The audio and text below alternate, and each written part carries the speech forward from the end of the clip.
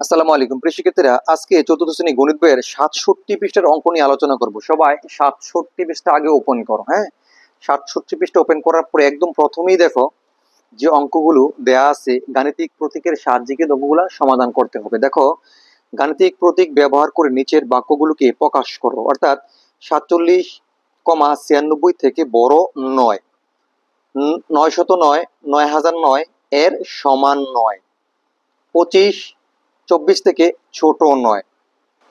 এগুলো কথায় দেয়া আছে, আমরা যদি গাণিতিক বাক্যে লিখি প্রকাশ করে যদি অঙ্কটা সমাধান করার চেষ্টা করি। দেখো, প্রথমে এক নাম্বারটা কি বলছে? 47। হ্যাঁ, তুমি এই অঙ্কটা গুরুত্ব সহকারে দেখার চেষ্টা করো। হ্যাঁ, তারপর হচ্ছে 96 থেকে বড় নয়, 96 থেকে বড় নয়, অর্থাৎ এটা বড় নয়। 96 থেকে এটা আছে কি, আমরা এটা বাম পাশে থাকলে বড় চিহ্ন, মানে এটা বড় নয়। 47 96 থেকে বড় নয়। এই 47টা 96 থেকে কখনোই বড় না। যদিও এটা যদি এভাবে চিহ্নটা থাকতো তাহলে বড় ধরতাম, কেটে দেওয়ার কারণে কি বড় নয়। 2 নাম্বারটা কি বলছে দেখো, আগে প্রশ্নটা দেখে নাও। 909, 9009 এর সমান নয়, তাহলে 909, 9009, 9009, তাহলে এই সংখ্যাটা কি বলছে যে 909, 9009 এর সমান নয়। তো দুইটা যদি সমান নয় বললেই দিচ্ছে, এটা আমরা সমান সমান কাইটা দিলে কি হবে? সমান নয়। কথা ক্লিয়ার? একদম সহজ, কিন্তু জাস্ট তুমি শুধু বুঝলেই হবে। তুমি যদি একটু বুঝতে পারো মনোযোগ সহকারে, তাহলে কিন্তু এই অঙ্ক তোমার কাছে একেবারে ইজি হবে। 3 নাম্বারটা দেখো কি বলছে, প্রশ্নটাকে পড়ে নেই। 25, 24 থেকে ছোট নয়, 25, তো 25 লিখলাম। 25, 24 থেকে ছোট নয়, কত? 24 থেকে ছোট নয়, তাহলে এই চিহ্নটা এদিকে কি, এটা বৃহত্তম বড়, এই বড় নয়। এটা 25 থেকে বড় নয়, এই 24টা 25 থেকে কখনোই বড় নয়। বড় কোনটা? 25, এজন্য এইদিকেই মুখ হবে, বাট কেটে দিতে হবে। এই 3টা অঙ্ক কি বুঝতে পারছো? একেবারে সহজ, না বোঝার কোনো কারণ নাই।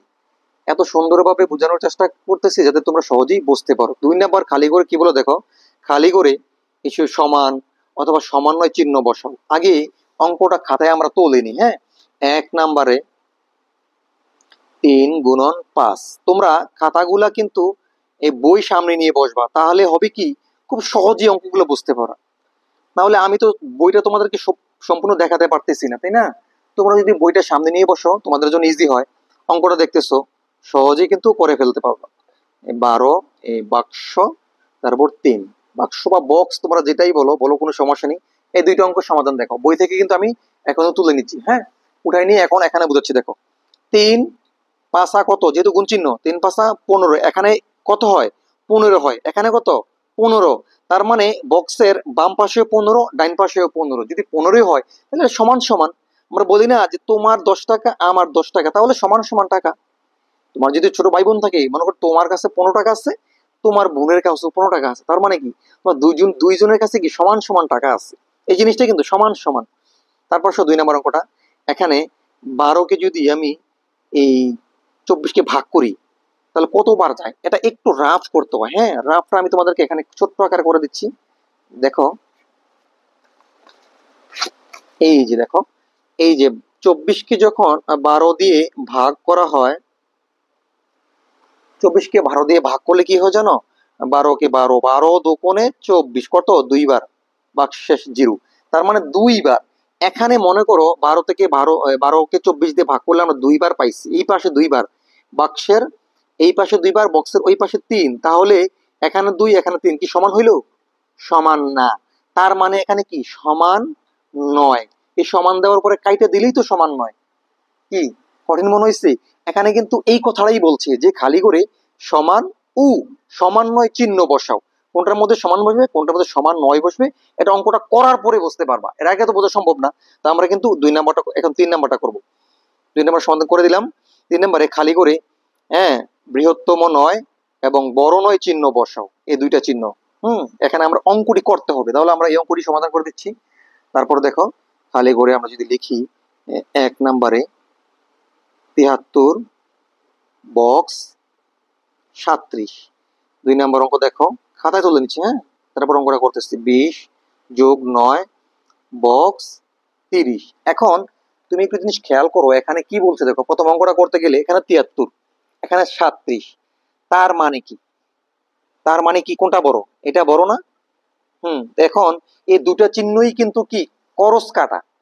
করস, এখানে বড় ছোট কিন্তু চিহ্ন বসানো যাবে না, তোমাকে যে কোনো একটা করস বসাতে হবে, মানে এই ক্ষুদ্রতম 9 বৃহত্তম 9 এরকম দিয়েই বসাতে হবে। তার মানে এইটা, এই 73 থেকে 37 ছোট, তার মানে এটা বৃহত্তম 9, এটা তো বৃহত্তম হিসাবে কিন্তু এটা বৃহত্তম। যদি বৃহত্তম আমি দিই এই পাশে, তো এটা কাটা দিলে কি আবার বৃহত্তম 9 হয়ে যাবে না?